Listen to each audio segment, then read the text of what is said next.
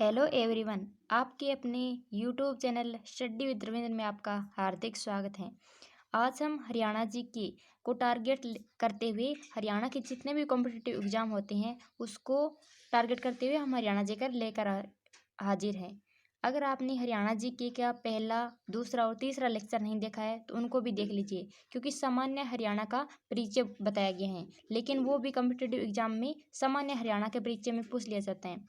एक बार ये भी प्रश्न पूछा कि हरियाणा में कितने जिले हैं, जो कि 22 है। और बहुत से बच्चों के ये गलत हुआ, क्योंकि ये छोटी छोटी बातें हैं, सामान्य सी बातें हैं, लेकिन इनको भी ध्यान रखना बहुत ज़रूरी है। इनको भी सोचते नहीं कि ये 22 जिले हैं, ये भी याद रखने हैं, ये भी कई बार पूछ ले जाते हैं।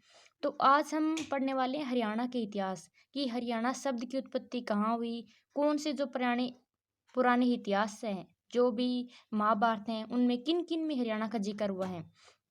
हरियाणा का गठन तो 1966 में हुआ, लेकिन जो हरियाणा शब्द है वो पहले से कब से विद्यमान था, इनको जानना भी बहुत ज़रूरी है। तो अगर आपने हमारे चैनल को सब्सक्राइब नहीं किया है तो इसे सब्सक्राइब कर लें, ताकि आपको हर नोटिफिकेशन मिलता रहे और हमारी जब भी वीडियो अपलोड हो तो आपके पास जल्द से जल्द पहुंच जाए। हम देखते हैं कि हरियाणा के इतिहास के बारे में। जो हरियाणा शब्द हैं इनका क्या अर्थ है? हरि कारणे। हरि क्या होता है? भगवान। श्री कृष्ण की क्रीड़ा का स्थल, श्री कृष्ण की खेलने का जो स्थल है, क्रीड़ा संस्कृत का शब्द है, क्रीड़ा खेलने की स्थल जो भूमि है उसको क्या कहा? हरि का अरण्य, हरियाणा। तो सबसे पहले जो हरियाणा शब्द है उसका अर्थ ये निकला कि ये श्री कृष्ण की भूमि है, श्री कृष्ण के खेलने का स्थान है, जो कि हरियाणा है। और हरि का अयन, हर का अयन, भगवान शिव का घर भी इसे बताया गया है। श्री कृष्ण का जो खेलने का स्थान बताया है हरियाणा को, और जो भगवान शिव है उसको घर बताया गया है हरियाणा को। और हरियाणा शब्द का सर्वप्रथम उल्लेख कहाँ मिलता है? ये तो बताया है कि हरियाणा के श्री कृष्ण की भूमि है, हरियाणा है वो श्री शिव का घर है, लेकिन सबसे पहले उल्लेख कहाँ किया गया? सबसे पहले हमारे 4 वेद हैं। 4 वेदों में सबसे पुराना वेद कौन सा है? ऋग्वेद है। सबसे पुराना वेद पूछ लिया जाए तो ऋग्वेद टिक करना है। और टोटल वेद कितने हैं? 4 वेद हैं। तो जो ऋग्वेद है उसमें क्या कहा गया है? हरियाणा रज हरियाणे। तो ये आपको ध्यान रखना है, क्योंकि ये कॉम्पिटिटिव एग्जाम में एक बार पूछ लिया गया कि जो हरियाणा शब्द है उसका ऋग्वेद में उल्लेख है, लेकिन उल्लेख तो है, उसमें उल्लेख किस नाम से किया गया है? तो आपको जब 4 ऑप्शन होंगे तो ये रज हरियाणा आपको कंफ्यूज करेगा। तो ये रज हरियाणा ये भी संस्कृत का सा नाम लग रहा है, और जो ऋग्वेद है वो भी संस्कृत में लिखी गई है। तो इनको ध्यान रखना कि रज हरियाणा ऋग्वेद में है हरियाणा का उल्लेख। अगर जो आपको पीडीएफ है, इन पीडीएफ को डाउनलोड करना है तो आप हमारे Telegram channel study with Ravindra को भी ज्वाइन कर लीजिए। उसमें ये पीडीएफ डाल दी जाती है, क्योंकि आप इस वीडियो को बार बार सुनने से अच्छा है इसको एक बार पीडीएफ को देखकर पढ़ भी लें, ताकि आपको इजीली समझ में आ जाए। एक बार सुनकर और बाद में पीडीएफ से भी पढ़ सकते हैं। अगर आप सीईटी की तैयारी कर रहे हैं तो सीईटी में हरियाणा जी की मैक्सिमम 30 नंबर की ज़रूर आएगी। हर हरियाणा के एग्ज़ाम में पूछी जाती हैं। तो आप हरियाणा जी के को अच्छी तरह से समझ कर जाना, क्योंकि समझी हुई चीज़ को हम अच्छे से टिक कर सकते हैं। अगर आप रटोगी तो कभी भी समझ में नहीं आएगी और ना ही आपके नंबर आएंगे। तो आपको जो भी जहाँ से भी आपको प्रोवाइड मिले हरियाणा जीके की, तो वहाँ से प्रोवाइड करने की कोशिश कीजिए। जो महाभारत है उसमें हरियाणा का नाम क्या दिया गया? बहुधान्य। तो अब ये बहुधान्य का क्या अर्थ है? बहुधान्य, एक बार एचएससी ने ग्रुप डी के एग्जाम में यही पूछ लिया कि हरियाणा का जो बहुधान्य है, हरियाणा का महाभारत में नाम बहुधान्य है, तो उस बहुधान्य का अर्थ क्या है? तो उस बहुधान्य का अर्थ है अत्यधिक समृद्ध भूमि। अत्यधिक समृद्ध भूमि, बहु मतलब ज़्यादा, धान्य जहाँ ज़्यादा धान होता हो, समृद्ध भूमि, या फिर अत्यधिक विशाल भूमि, या भरपूर मात्रा में जहाँ धन हो, भरपूर मात्रा में जहाँ अन्न उत्पन्न होता हो जिस भूमि में, उसको कहते हैं बहुधान्यक। तो आपको इनको याद रखना है कि जो सिंपल सी बात है इनको आप तोड़ करके देखो। बहुत ज़्यादा धान्य जहाँ धान उत्पन्न होता हो, तो वह भूमि जहाँ से अत्यधिक समृद्ध भूमि या वह भूमि जिसमें भरपूर मात्रा में अन्न उत्पन्न होता हो, अनाज उत्पन्न होता हो, वो हरियाणा को कहा गया है महाभारत में। तो महाभारत काल में भी हरियाणा का उल्लेख है, जो महाभारत है उसमें, और जो ऋग्वेद है उसमें भी रज हरियाणा के नाम से हरियाणा का उल्लेख मिलता है। आगे हर्षऋत। हर्षऋत है, ये है बाणभट्ट की। हर्षऋत बाणभट्ट ने लिखी थी।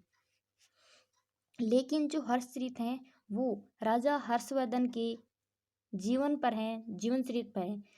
जो राजा हर्षवर्धन थे वो पहले थानेसर के राजा थे। जो उसकी बहन राजश्री थी, उनके हस्बैंड की डेथ हो जाने के बाद उन्होंने कन्नौज पर अधिकार किया था, कन्नौज पर राज किया था, वहाँ अपनी राजधानी स्थानांतरित कर ली थी।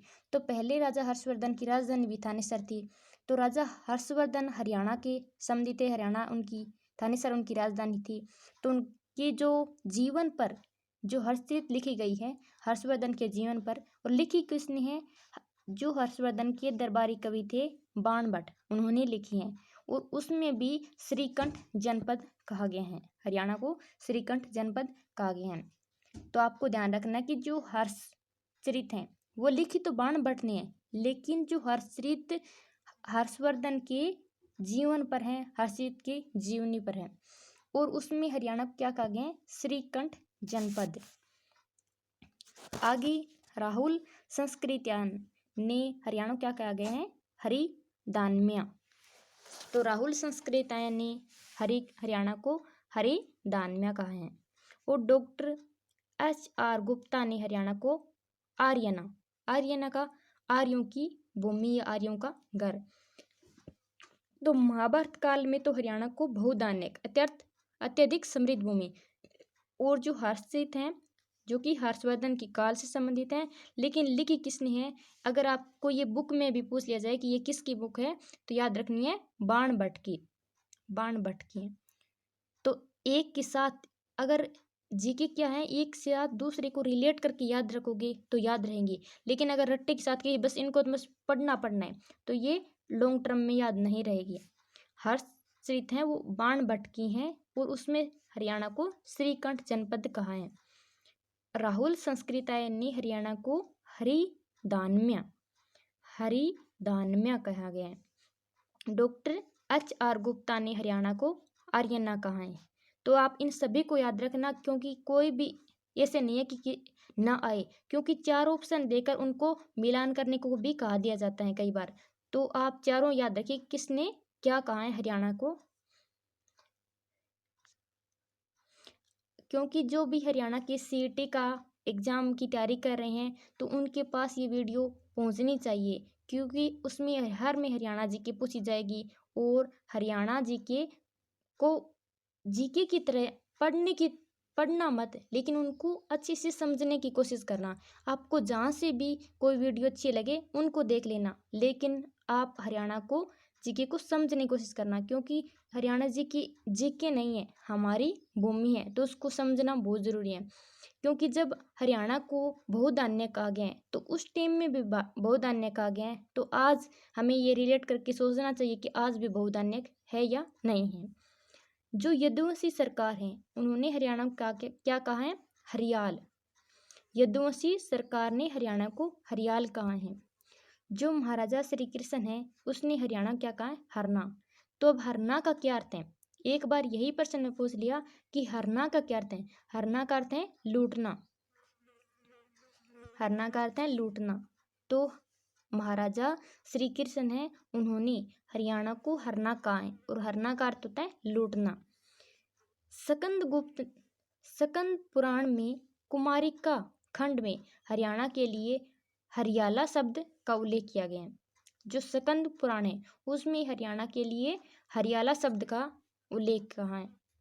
और जो महाभारत ग्रंथ है उसमें हरियाणा को क्या कहा गया है कि हरियाणा के कुरुक्षेत्र में महर्षि वेदव्यास द्वारा की गई। तो जो महाभारत है उसकी रचना भी हरियाणा के कुरुक्षेत्र में की गई है, तो इसलिए हरियाणा का वर्णन तो आना लाजमी है। तो यदुवंशी सरकार ने हरियाणा को हरियाल कहा है, और महाराजा श्री कृष्ण ने हरना कहा है। हरना का अर्थ लूटना। स्कंद पुराण में हरियाणा को कुमारिका खंड में हरियाणा के लिए हरियाला शब्द का प्रयोग किया है। और जो महाभारत है वो कुरुक्षेत्र में रची गई है। कुरुक्षेत्र में महर्षि वेदव्यास ने लिखी है, कुरुक्षेत्र में रहकर। आगे देखते हैं कौन कौन से ग्रंथ में हरियाणा का क्या क्या जिक्र किया गया है। महाभारत की नुकुल दिग्विजय में रोहतक का वर्णन मिलता है। जो महाभारत की नुकुल दिग्विजय है उसमें रोहतक का विवरण मिलता है। पहले तो हम हरियाणा के बारे में पढ़ रहे हैं, अब हरियाणा के जिलों का विवरण बहुत सी ग्रंथों में, बहुत से पुराणों में, महाभारत में मिलता है। तो ये भी ध्यान रखना कि हरियाणा के अलावा भी मिलता है का वर्णन। नुकुल दिग्विजय में रोहतक का वर्णन दिया गया है। जो अष्टाध्यायी है, अष्टाध्यायी पाणिनि ने लिखी थी। ये व्याकरण का ग्रंथ भी है। तो अष्टाध्यायी में भी हरियाणा का जिक्र किया गया है जो कि पाणिनि की है। महाभाष्य किनकी है? पतंजलि की। तो इनको योग गुरु पतंजलि का भी याद रखना है कि पतंजलि में भी हरियाणा का वर्णन मिलता है। हर्षरीत किनकी थी? बाण भट्ट की, जो कि राजा हर्षवर्धन के जीवन पर संबंधित हैं, जीवनी है। राजतरंगिणी किनकी है? कल्हण की। राजतरंगिणी कल्हण की है। और जो राजतरंगिणी है इसमें हरियाणा का जिक्र आया है, लेकिन ये संबंधित कैसे हैं? इसमें कश्मीर का इतिहास है। देखो इसमें इतिहास तो कश्मीर का है लेकिन जिक्र हरियाणा का आया है, तो ये भी ध्यान रखना है। अष्टाध्यायी पाणिनि की है, महाभाष्य पतंजलि का, हर्षरीत बाण भट्ट का, लेकिन हर्षवर्धन के काल में लिखी गई है, हर्षवर्धन के जीवन पर है। राजतरंगिणी कल्हण ने इनकी रचना की थी और ये कश्मीर के इतिहास पर लिखी गई है राजतरंगिणी। इस सभी में हरियाणा का उल्लेख मिलता है। लाडनू अभिलेख राजस्थान, जो लाडनू अभिलेख था वो राजस्थान में मिला था। उसमें हरियाणा की राजधानी दिल्ली बताई गई है। अब हमने तो हरियाणा पढ़ा था, हरियाणा के रोहतक जिले के बारे में देखा जो नुकुल दिग्विजय में है। अब हरियाणा की राजधानी भी बताई है, लाडनू अभिलेख मिला था राजस्थान में, उसमें बताया कि हरियाणा की राजधानी दिल्ली थी। और जो वामन पुराण है उसमें हरियाणा की बहने वाली नदियों का जिक्र किया गया है, जो कि हरियाणा के पूर्व में यमुना बहती हैं, उत्तर पश्चिम में घग्गर बहती हैं। तो इतनी हरियाणा में नदियां तो टोटल 9 हैं, बाकी हरियाणा के एचएससी कितनी मानती है वो तो उनकी मर्जी। जो हरियाणा में नदियां थी उस टाइम उसमें वामन पुराण में वो नदियों का वर्णन किया गया है। तो इन आपको सभी को ध्यान रखना है। ये महाभारत हो गया, ऋग्वेद, अष्टाध्यायी, इन सभी में अगर आपको मिलान में दे दिया जाए तो इन सभी को ध्यान रखना है, क्योंकि कई बार हम सोचते हैं ये तो इम्पोर्टेंट नहीं है, इनको छोड़ देते हैं और वही पूछकर हमें कंफ्यूज कर लिया जाता है कि इनको ए और बी, इनमें ये तो ग्रंथ दे दिया जाएगा, ये हरियाणा के प्राचीन नाम कौन कौन से ग्रंथों में क्या क्या मिलता है, तो इनको मिलान करना, तो आपका एक भी नंबर ना कटना। इसलिए आप इन सभी को ध्यान में रखते हुए अच्छे से स्टडी करें। अगर आपको हरियाणा की कोई भी टॉपिक समझ में नहीं आ रहा है या आपको नहीं मिल रहा तो उनको कमेंट बॉक्स में ज़रूर बताएं, हम उस पर वीडियो लेकर ज़रूर आएंगे। थैंक्स फॉर वॉचिंग, मिलते हैं नेक्स्ट वीडियो के साथ।